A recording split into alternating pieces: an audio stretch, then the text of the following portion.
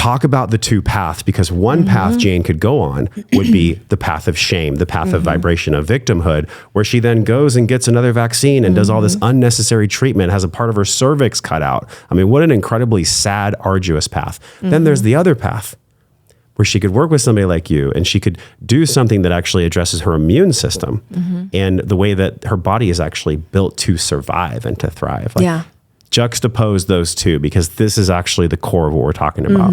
Yeah, you beautifully laid it out. There are two paths and only two paths. Whenever we receive any diagnosis, nudge, whisper from our body that, hey, something is not right, we have these two options.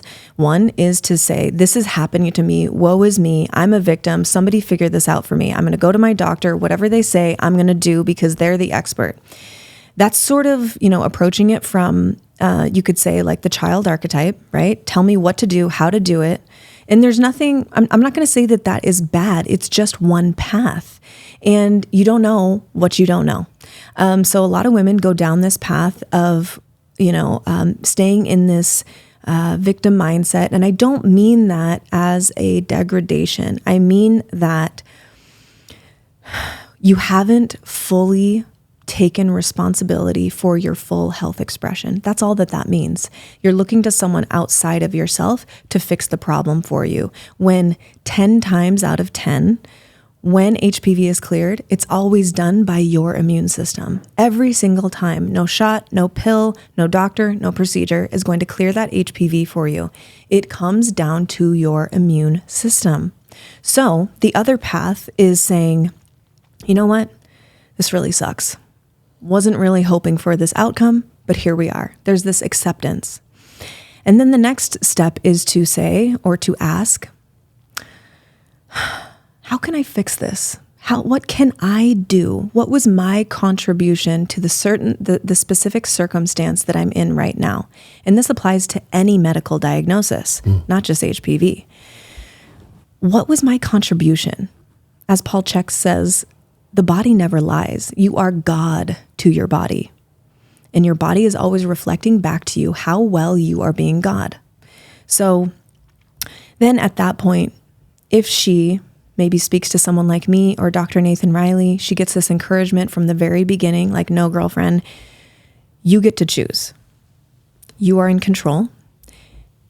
You get to take ownership of your health expression. You get to take responsibility. That's a gift. That means that leads to freedom, right? If you're in someone else's hands, you're not free. So taking responsibility for your health expression is where freedom lies. That's where we get our freedom, is saying, I'm a sovereign individual and clearly my body needs help. That's all that this is. So we can alchemize or transform this signal from our body as this detrimental, death sentence, which it's not, to my body needs help. I'm going to treat my body like a best friend. What is my body asking for right now? What does she need from me right now? So in that, we're taking ownership. We are a sovereign adult, wise adult archetype, and we are going upstream and asking, why? Why is there this immune dysfunction in the first place? Clearly, my body needs help somewhere. I've been going through the drive-through more. I could clean up my diet a bit. I really haven't been moving my body much. I know that physical movement, exercise is so good for the immune system. Yeah, I've definitely been slacking there. I haven't really had a great relationship with myself. My mind has kind of been in the gutter. I've had an immense amount of stress from job, from kids, from the diagnosis of HPV. I know my stress buckets. I know that those are really full, and I'm not dealing with stress in the optimal way. These are different lifestyle aspects that we can take a step back from and look at with a discerning eye, but a compassionate eye. Curiosity and compassion are the two main ingredients that we need here.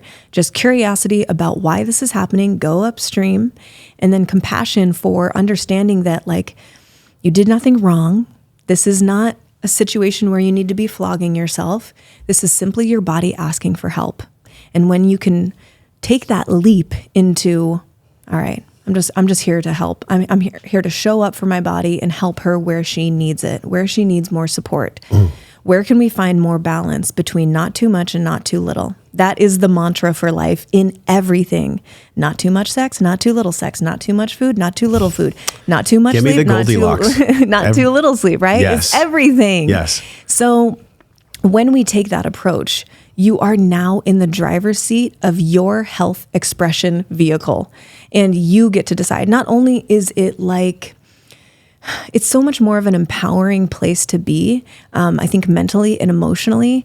But you really like, it's like a nervous system massage when you are able to tell yourself, nope, I'm doing everything that I can. I'm here to help my body, and I'm going to give her whatever I intuit that she needs, right? Or maybe with some guidance from people who have been through this before, or from providers who have some experience here.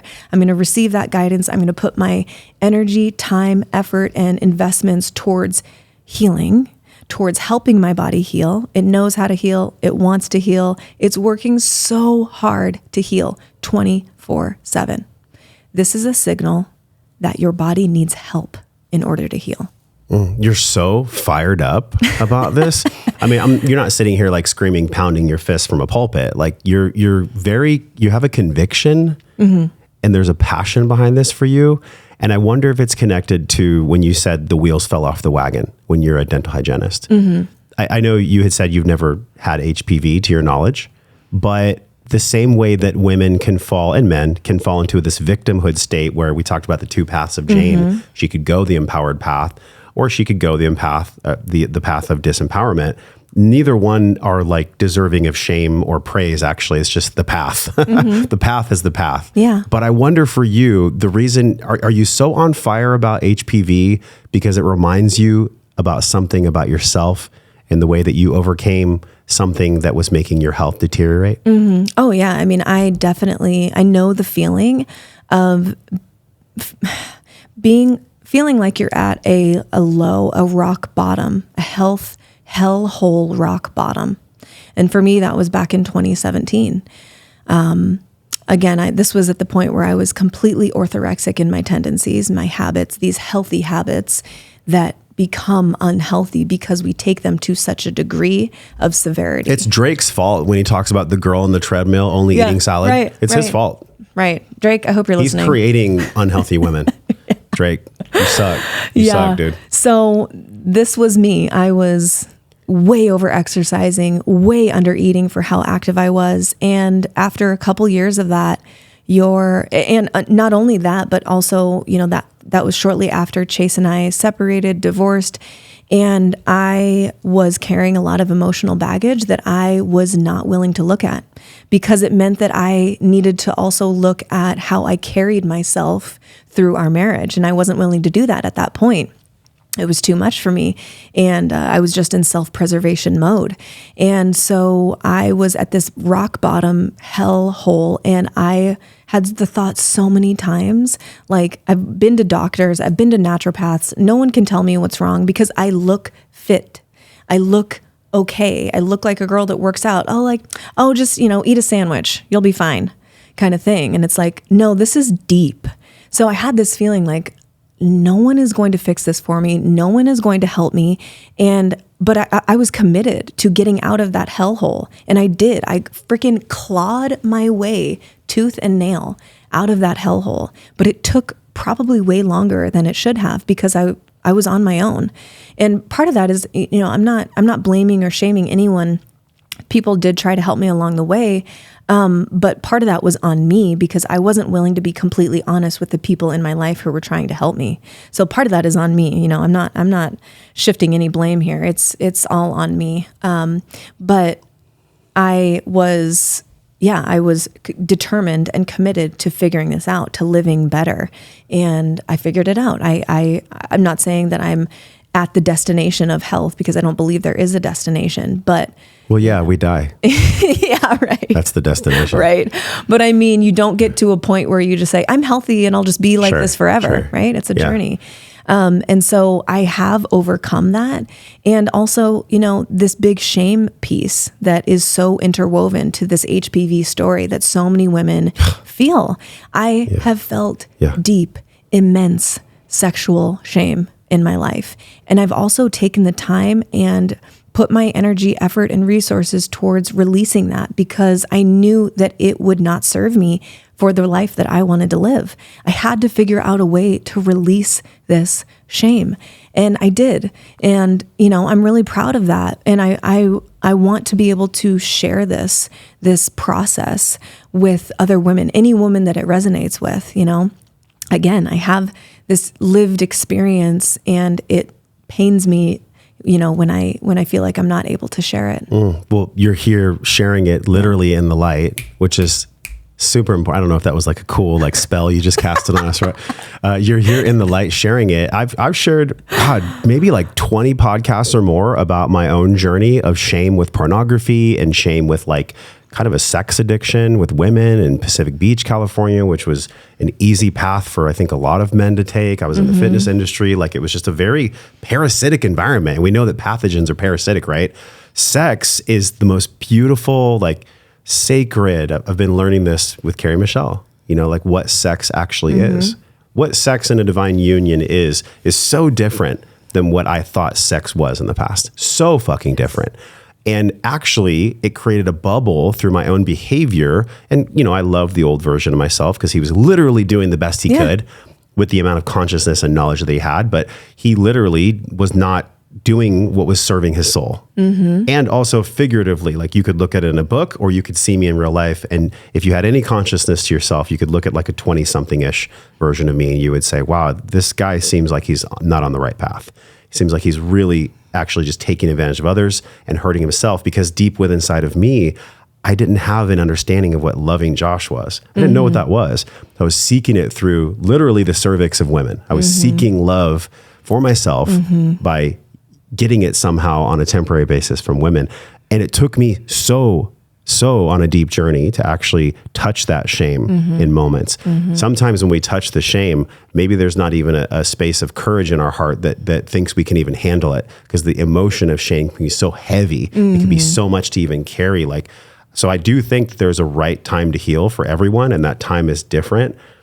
Because honestly, this is why repressed memories come up. Somebody in their 50s all of a sudden remembers that they were molested because literally their brain can't handle it. Their unconscious would not be able to survive, so to speak, if they had the information. So somebody comes to you and they're at that point where they're cool to let go of the shame now.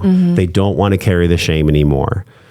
I wonder if there's a courageous path to even describe or what words you could even use to describe what is the courageous path of letting go of shame, because that is yes, we're talking about HPV and sex and we're talking about letting go of sexual shame, which I think is probably the biggest liberation for all of us, especially I'll speak for myself as a man with previous sex addiction. But what does that look like, in your opinion from your own life and from the women that you've worked with and just, the sage that's developing inside of you, the elder that's developing inside of you? What does she say about the pathway of courage to actually heal shame and let it go? What does that even look like or feel like? Yeah, I love the way that you articulated that. One thing I thought of when you were sharing your experience that I think will resonate with anyone who's listening, who has gone through a rocky time, maybe toxic relationships or hookup nature or whatever the thing is that you might hold some shame about. If you never find your edges, you will never find your center. So we as humans are looking for those edges. And we oftentimes have to experience what we are not or what we do not want in order to know, not just know, but gnosis. I know with every cell in my body that I am this or I am that or I want this, I want that. So we all do this. We all have to explore, right? We all get to explore.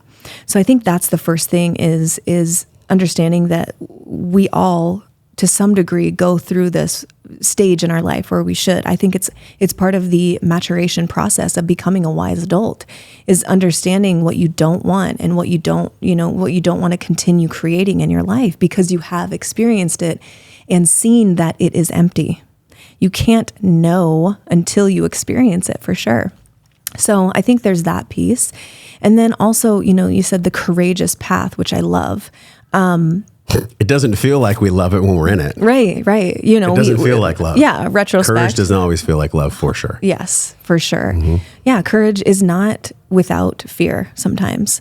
I think maybe all the time. I think that's what defines courage, is like, in the face of fear, I go this way because I know it's the highest version for me. It's the highest path for my true self, my true nature. Check out some of the videos on this screen that are perfectly curated based on the video you just saw. Make sure you follow me, and I'll see you in the next video.